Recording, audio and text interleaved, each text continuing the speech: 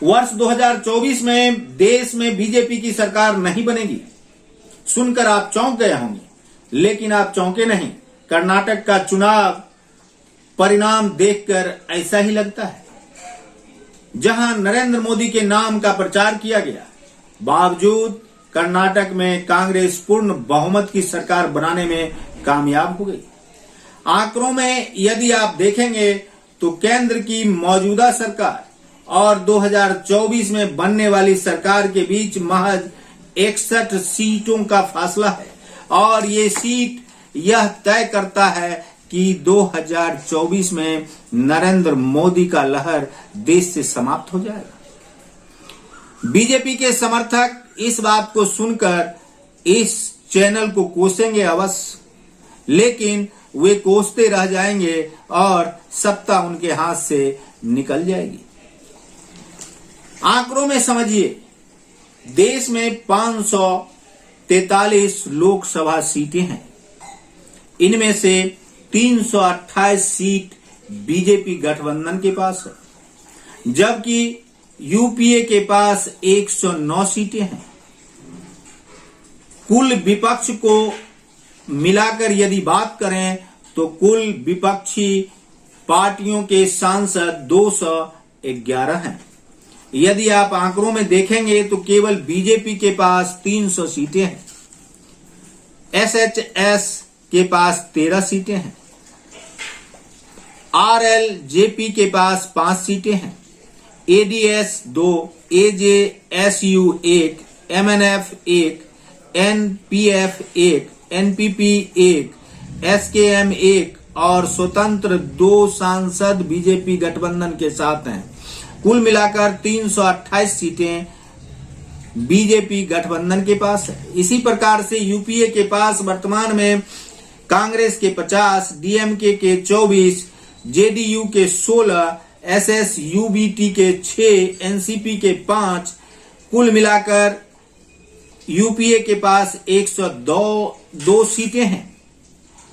इसके साथ ही 4 seat vacant हैं, जबकि जो एनडीए और यूपीए में जो दल शामिल नहीं है उनकी संख्या भी कम नहीं है और वह संख्या है 102।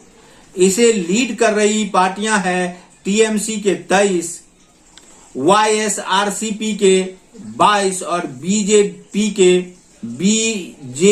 के 12, बीएसपी के 9 और बीआरएस के 9, सीपीआईएम के 3, एसपी के 3, सीपीआई के 2, एआईएमआईएम के 2। इस प्रकार से कुल 102 सांसद। अब आंकड़ों की बात यदि करें तो 543 में 272 सीट लाने वाली पार्टी केंद्र की सरकार में शामिल होती है। विपक्ष के पास 211 सीटें हैं, जबकि बीजेपी के पास 328। अंतर सिर्फ 61 सीट का है। यदि विपक्ष 61 सीट यदि बढ़ाने में सफल हुई तो उसकी संख्या 272 हो जाएगी और 272 होते ही बीजेपी सत्ता से दूर चली जाएगी। 61 सीटों का यह फासला है। देखने से आपको यदि समझ में नहीं आ रहा हो तो आप इस आंकड़े को समझ लें। देश में 28 राज्य और 8 केंद्र शासित प्रदेश हैं। इनमें केंद्र शासित प्रदेश की संख्या जो 8 है, उसमें से 2 दिल्ली और जम्मू कश्मीर में बीजेपी की सरकारें नहीं है।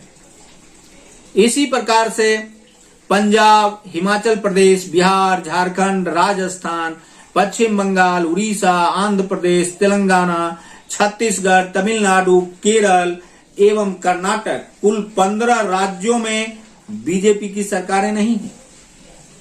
बीजेपी की सरकार उत्तराखंड, उत्तर प्रदेश, त्रिपुरा, सिक्किम, नागालैंड, मिजोरम, मेघालय, मणिपुर, महाराष्ट्र, मध्य प्रदेश, हरियाणा, गुजरात, गोवा, असम और अरुणाचल प्रदेश में है।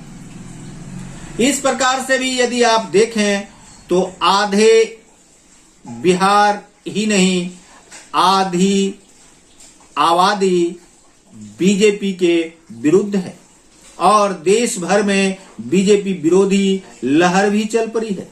इस प्रकार से आप देखेंगे तो 15 राज्यों में बीजेपी के विरोधी पार्टी के सांसद हैं। इस प्रकार से आप देखेंगे तो बीजेपी की सरकार आने वाले चुनाव में देश में बनना कठिन लग रहा है।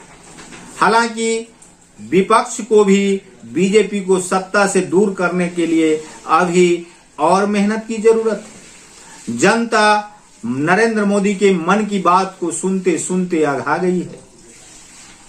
जो वादा नरेंद्र मोदी के द्वारा किया गया था, उन वादों को लेकर भी जनता में अलग अलग राय है।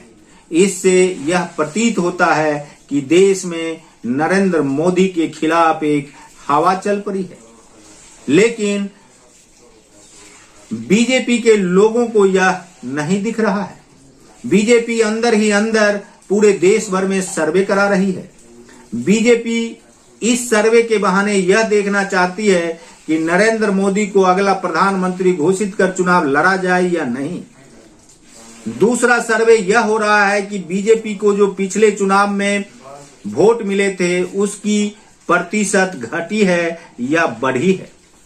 सर्वे बताएगा कि नरेंद्र मोदी देश के प्रधानमंत्री पद के बीजेपी के उम्मीदवार अगले चुनाव में होंगे या नहीं। देखते रहिए संजीवनी बिहार और पाते रहिए नई नई जानकारियां। हम हैं संजीव कुमार सिंह और आप देख रहे हैं संजीवनी बिहार।